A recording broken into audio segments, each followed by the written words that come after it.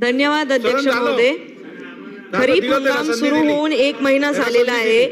कालपर्यंत नांदेड जिल्ह्यात 82% पेरण्या झाल्या आहेत, मात्र अद्याप नांदेड जिल्ह्यात शेतकऱ्यांना टार्गेट प्रमाणे पीक कर्ज वितरित झाले नसल्याची माहिती समोर आलेली आहे।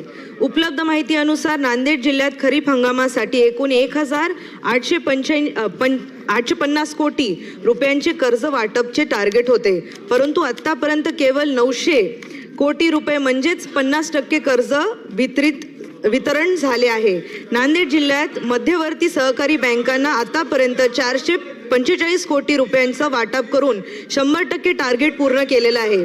महाराष्ट्र ग्रामीण बँकेने सुमारे 250 कोटी म्हणजेच 57%, तर खासगी बँकेने सुमारे 200 कोटी रुपये म्हणजेच 21% इतकीच कर्ज वाटप केलेली आहे। अध्यक्ष महोदय, 9 आणि 10 जून रोजी नांदेड जिल्ह्यात अवकाळी पाऊस, वादळी वाऱ्यामुळे केळी आणि ह्या पिकाचं खूप मोठं नुकसान झालेलं आहे। हाताशी आलेले केळी पीक सुद्धा गमवावं लागले आणि केळीचा भाव सुद्धा कमी झाला। आज औचित्य नाहीये, औचित्य नाही साहेब, इन्फॉर्मेशन आहे।